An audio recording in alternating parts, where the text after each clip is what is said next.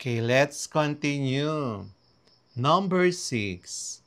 How does climate change increase the spread of vector-borne diseases such as dengue? Given warmer and wetter climate required effect on disease spread. So solution: mosquitoes thrive in warm, humid environments, increasing breeding sites and lifespan. Final answer: dengue spreads more widely as mosquito population increase. Number 7. In what way do droughts affect rice and corn production in the Philippines? So we're given prolonged droughts, required effect on crops. Solution: drought reduces soil moisture, stunts crop growth, and lowers yield. Final answer: rice and corn harvest decline, threatening food security. Number 8. How does biodiversity loss due to climate change affect food security?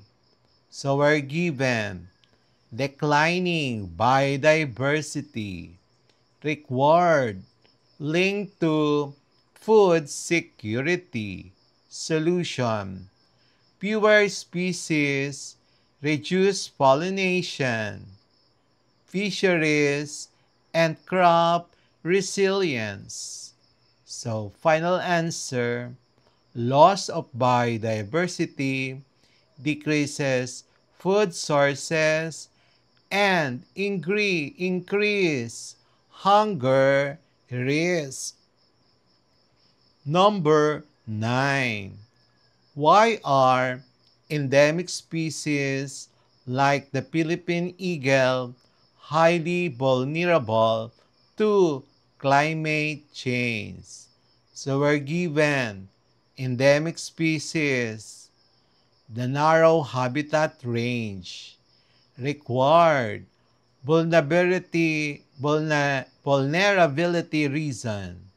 Solution: limited distribution means they cannot easily migrate or adapt to rapid climate changes. Final answer: they face higher extinction risks from habitat loss and ecosystem shifts. Number 10. How does sea levels rise threaten coastal ecosystem and human settlements? So we're given sea level rise, required effect on coasts. Solution: floods destroy mangroves, wetlands, and displace communities. Final answer: coastal habitats and human settlements are submerged or eroded. Number 11. What role do forests play in mitigating the effects of climate change? So we're given forest ecosystems, required their role. Solution: forests absorbs carbon dioxide, regulate rainfall, prevent soil erosion, support biodiversity. Final answer: forests acts as carbon sinks and natural climate regulators.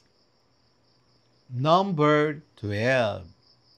How does climate change disrupt the breeding cycles of certain animal species? Given shifts in temperature and rainfall, required effect on breeding. Solution: animals may breed earlier or later. Mismatch with food availability or habitat needs. Final answer: breeding success declines, lowering population survival. Number 13. Explain how microorganisms respond to warmer and wetter climate conditions. Where given higher temperature and humidity, and required the microorganism response. Our solution: bacteria, fungi, and viruses reproduce faster, spread more widely. Final answer: disease outbreaks become more frequent and widespread. Number 14. How does climate change contribute to harmful algal blooms in Philippine seas? Given warmer seas, nutrient runoff required, linked to algal blooms. Solution: warm water accelerates algal growth. Nutrient-rich runoff fuels blooms. Final answer: harmful algal blooms increase, damaging fisheries and marine life. Number 15. Why is it important to study how biological systems respond to climate change? Given climate change impacts, required importance of study. Solution: understanding helps predict risk, protect biodiversity, and plan adaptation. Final answer: it guides conservation and policy actions for sustainable survival. Number 16. How does the destruction of coral reefs affect the livelihoods of fisherfolk in the Philippines? Given coral destruction, required effect on fisherfolk. Solution: loss of fish habitats reduces catch, lowering fisherfolk income. The final answer: it threatens the main livelihood of coastal communities. Number 17. What strategies can farmers adopt to cope with unpredictable rainfall patterns? Given unpredictable rainfall, so required coping strategies. Solution: use drought or flood resistant crops. Practice water harvesting. Diversity crops. Final answer: farmers adapt by using resilient farming methods, and crop varieties. Number 18. How can ecosystem-based adaptation strengthen resilience against climate change? Given ecosystem-based adaptation required role in resilience. Solution: protecting or restoring ecosystems like mangroves and forests provide natural defense against floods, drought, and heat. Final answer: ecosystem-based adaptation enhances both ecosystem health and community safety. Number 19. In what way does climate change affect the interaction between plants, pests, and diseases? Given warmer climate, required effect on interactions. Solution: pests and pathogens thrive, attacking weakened plants more severely. Final answer: crop losses increase due to a stronger pest disease plant interaction. Number 20. Suggest one community-based action that can help reduce the negative effects of climate change on biological systems.